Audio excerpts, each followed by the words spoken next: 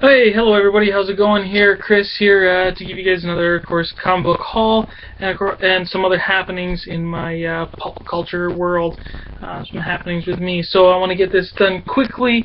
Got lots of stuff happening, so just going to ramble on, spit it all out. First up, I'm going to tell you guys right here, finally, this box from the bottom to right here to the top of it is filled with some goodies. Comic books and other related items that I'll be giving away eventually in a contest. I passed 1,000 subscribers a while ago, so decided to just take my time, build up some prizes, and make it a surprise little goodie bag for you guys. So eventually I'll be coming up with that contest, but be on the lookout because I think I'm going to do kind of secret, and I'm not actually going to announce contest in whatever video I do for it. It's not going to be announced as a contest in the title, so you'll just have to pay attention and watch out for that. But I'm not sure when it's going to be because I don't know, I haven't figured out what to do for the actual contest yet. I got all the prizes, but I got to figure out what the contest is going to be. So yeah, keep your eyes and ears out for that. The next thing I'll tell you guys here, this, I'm not going to show it to you. This is for the Space Baby, Paul, to show you eventually. I got this from, of course, Lone Star Comics. I love this box. I wish I could keep this box, Paul. But, this is his winnings. And so that's going to be left for him to open up, and some of you guys might recognize what kind of box this is from Lone Star, others might not. So anyways, this one so far, it looks like Paul, everything is fine and dandy with it. To let you guys know, there was a little snafu with the other one.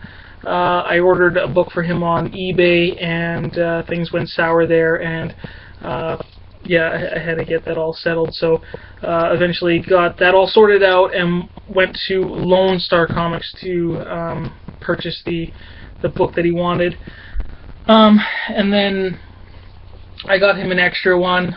This is the back cover. I'm not going to show you what the front cover is. Hopefully that doesn't give anything away. If anybody recognizes or pay attention to the back ads, but those back ads are on many different comics. So, anyways. That I'm going to send to you, Paul, soon enough. I'm just going to get the box together and yeah, put my little package together for you and send it on your way. You can show that on your channel. Thank you for entering. Thank you for participating, Paul. Thank everybody else for participating as well, too. I mean, I really thank you guys for that. I think it went great.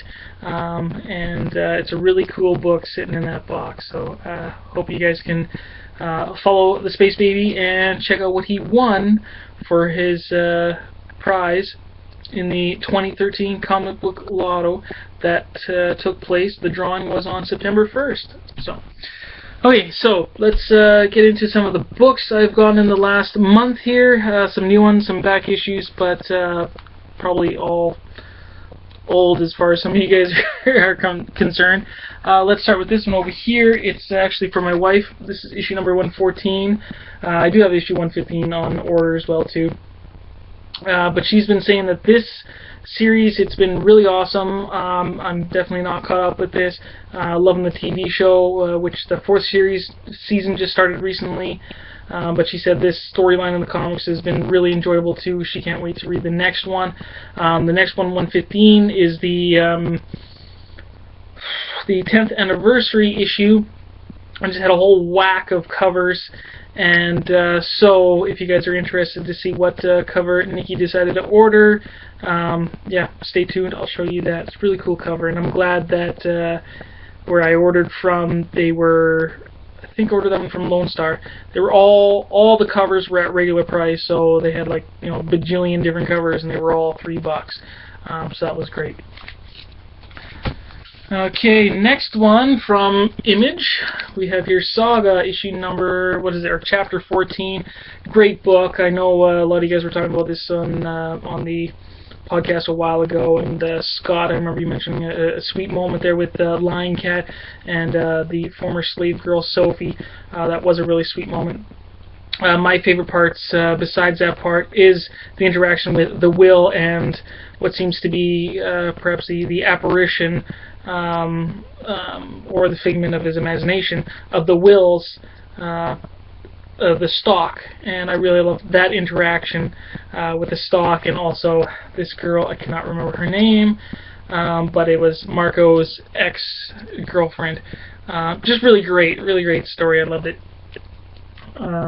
Yeah, very interesting, very in depth, and I mean the story. You see, it's like Brian K. Vaughan keeps expanding it, keeps expanding in that, and he keeps hinting to so much history, so much story in here that this book could just keep going on forever. So it's a good series. Okay, next up, one of my other favorite titles, Spider-Man, Superior Spider-Man, number 18. This particular storyline, it's pretty good.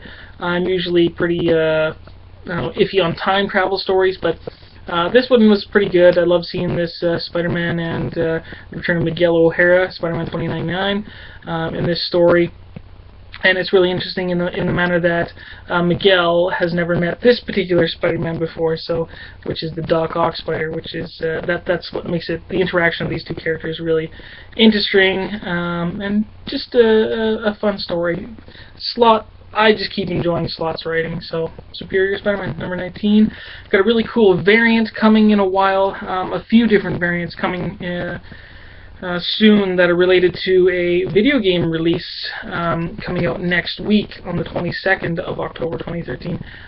So when I get all those gathered, I will show you guys the video game and all those cool variants. So I know for number 19 I have a really awesome, amazing variant coming for that.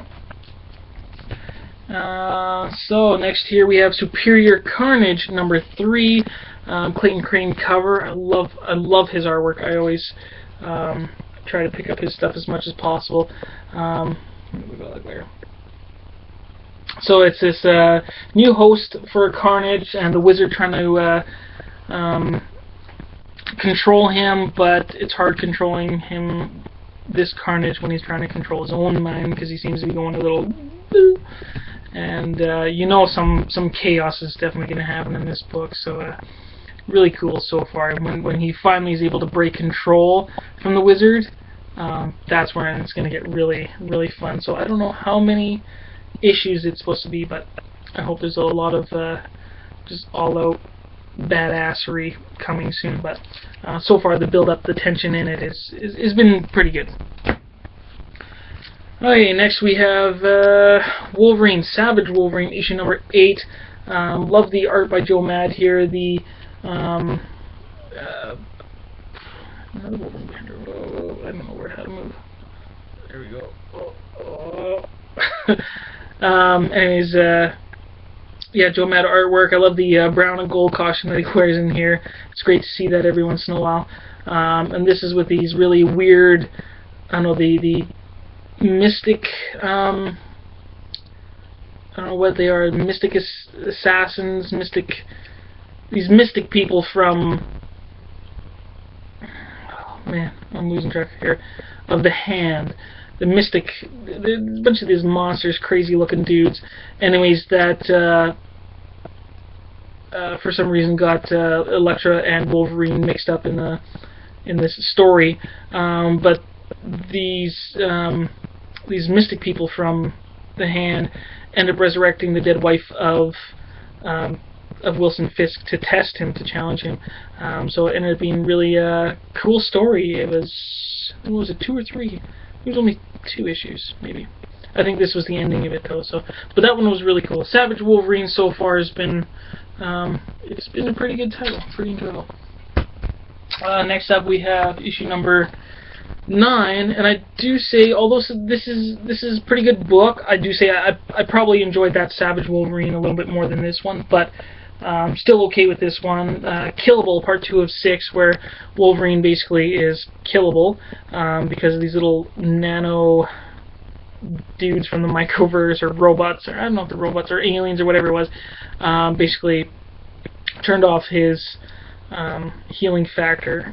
The part that bugs me though is, like, basically, so he's supposed to have no healing factor, be able to be killed, but he keeps using his claws, which I see is kind of a problem. So I don't know, just that little part just keeps bugging me and probably stopping me from enjoying the story as much as I should. But Wolverine's my favorite character, so I am most analytical of every little point in the story, I think. So, and just that little point is bugging me. So, yeah, that's it. Okay, a bunch of books here, tie-ins and crossover books, and basically getting it, one, because it's crossing over with Wolverine and the X-Men, and two, some really amazing variants have been coming out for them that I definitely wanted, so might as well just pick up the rest of the story anyways. I did get the really cool, for chapter 1 of this story, the Hastings variant that looked like one of the covers from the Days of Future Past, which was really cool. Number Uncanny X-Men 141, that variant looked like. So that was really cool. So all the variants I was getting for it, might as well finish the story. So here's chapter 2 of that, Battle of the Atom in All New X-Men number 16. It's okay story so far. Again, like I was saying, I'm kind of hard on, or, you know, don't enjoy time travel stories as much, but this one's going okay so far. I'm kind of following it, but yeah, it's another time travel thing. You got the original X-Men, the present X-Men, the future X-Men, and of course the present X-Men are of course broken into different factions, basically Wolverine's side and Scott's side. So just woo, it just kind of all gets mixed together, and it's sometimes hard to follow a little bit, but it's okay. Okay story, but like I say, mostly just got it because I want all the variants that are coming out for it. Here's chapter 3 of that, which is number 5 of X-Men. And then we have issue number 12 of Uncanny X-Men, which is chapter 4 of Battle of the Atom. And I know currently I do have one of the kick-ass variants for this already on a box in front of me, but I'm going to save that for later. Issue number 12, Uncanny X-Men. And then Wolverine and the X-Men number 36, and I know I have a variant coming in the mail of this as well too. Battle of the Atom, chapter 5. Okay, now on to some cool back issues. Most of them pretty cheap. A couple that I have are some key books, some kind of expensive books that I know you guys will really enjoy me showing off. Okay, so let's start with the other cheaper ones, but goodies, I think. From DC Comics, we have Rima, the Jungle Girl. I bought this one a while ago, or I mean issue number 1 I bought a while ago, and I really seem to enjoy it. And I think basically because of, I think at one time I kept hearing Howler Mouse mention it, a few other people mention it, things like that. And since it was limited series, and most of the old books from DC that I ever get are never, that I seem to enjoy, are never hero related. So you know, a lot of you guys that were mentioning about Rima the Jungle Girl, it also mentioned about Kamandi, which I ended up picking up and absolutely loved it. So I picked up Rima the Jungle Girl because yeah, I figured, hey, if they were right about Kamandi, maybe they'll be right about this as well too, and definitely were. I've been enjoying it. Only 2 issues I got now. It's a limited series. I think it's only 7 issues, so I will be picking them up all up, and they are fairly cheap to get as well too. So enjoyable title from DC Comics. And speaking of that Kamandi, here is Kamandi issue number 27 with this beautiful Jack Kirby cover.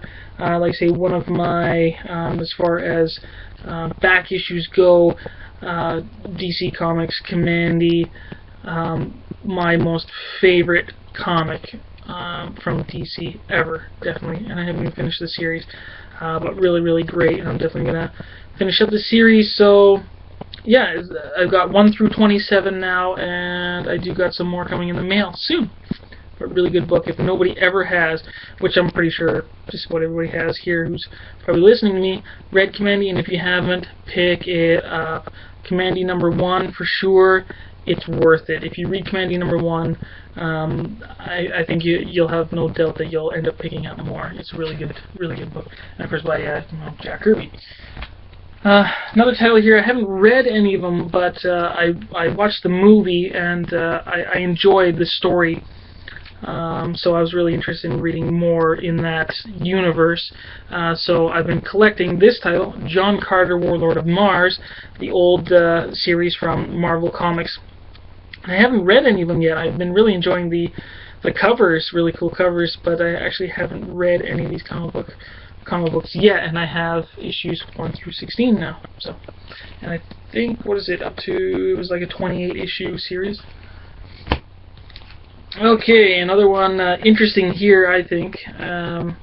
This is a book produced in cooperation with the National Committee for Prevention of Child Abuse and sponsored by 7-Eleven. Here is an issue of Spider-Man. Despite the pen markings in the corner here that say #2, it's actually #1, so the pen marks brings the grade down a little bit, but still a really good comic. I'd gotten one previously in association with the same group on prevention of sexual abuse against children. So this one's more about the physical and verbal abuse of children, and I just thought it was a really neat part of Marvel and comicdom history, so I decided to pick it up. And of course, being a parent too made me pick it up because I'm really interested in seeing how, at that time, which is in 80s comics, how Marvel handled that kind of topic. And there's no way, I think, really, that in this day and age, that this kind of stuff, these kind of books, these kind of topics, would be handled by Marvel at all anymore. I think it'd be pretty tough to handle that topic now, but good on Marvel for doing that back in the day. Okay, let's see. Well, let's get to the magazine, and then we'll get to the two big comics.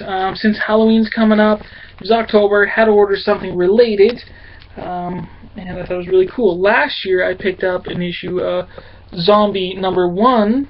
So this year, Zombie #2, the magazine from Marvel, their Curtis imprint. Beautiful covers for sure from Boris. Beautiful, I love it, and the story's been really enjoyable too.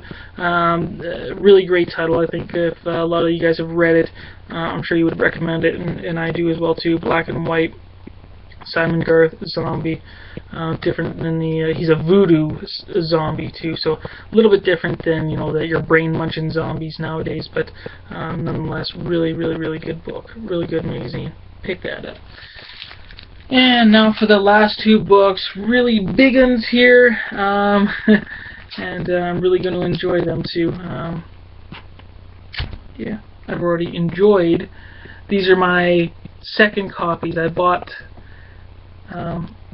second copies of both of these, so they were that good. So first up here, I'll show you 141 of the Uncanny X-Men. It looks so beautiful in Mylar.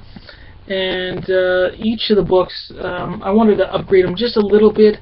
There was little nitpicking that I was doing on the other books, but they were good enough. I decided, hey, these were good investment books too, I think. So I decided to kind of upgrade or choose different ones that I liked a little bit more about, my second copies and my previous copies that I got. But beautiful books. Uncanny X-Men 141, and this one, it has a little bit of a printer's error where there's extra paper on it, basically, where a part of the extra paper that would get trimmed off didn't get trimmed, and it just got folded up. So there's a little nothing's taken away from the book, it's not taken away from the art or whatever, it's just extra paper that was hanging over the edge that was supposed to be cut, just got flipped up into the book. So I think that's kind of interesting a little bit, finding an old book with little bits of printing errors, but nothing that takes away from the book. So I really didn't mind this, and this is a pretty high grade itself too. And you can probably guess what the next one is. Uncanny X-Men 142, really beautiful cover. The other one, well, I'll tell you the difference. The other one has the Spider-Man logo instead of the barcode, and up in the price box it's the diamond instead of the square. And this one, the other one that was bugging me a little bit, it was, I guess, a little bit of a printer's defect or whatever. It was cut, or the art was aligned a little different. Anyways, it was cut where the Comic Code Authority stamp was cut off a little bit, but I measured everything, all the book and the pages and everything was all right, so it wasn't trimmed. It would seem, to me it seemed like it wasn't trimmed because everything was the same size as it should be, but just, the artwork just was pushed over a little bit and it got trimmed. You can see even this one is pretty close, and when I was looking on eBay and other sites, the picture, it does seem to be really close to the end here, so yeah, it seemed to be consistent with the printing, I guess, at that time. So yeah, so there you go, some really sweet comics here. Uncanny X-Men 141, 142, and of course the movie's coming out next year, and that's why I thought they'd be good investment copies. Get them now while they're at the price they are, which is still kind of expensive, but affordable, and hopefully go up in price later on. Okay, so that's that, you guys. That's a big ramble on. I didn't know I had that much stuff to show you guys, but 21 minutes, long enough for me, so I'm going to get out of here. Hope you guys have a good day, and if you have any comments or questions, please leave them below, and I'll talk to you all later. Bye.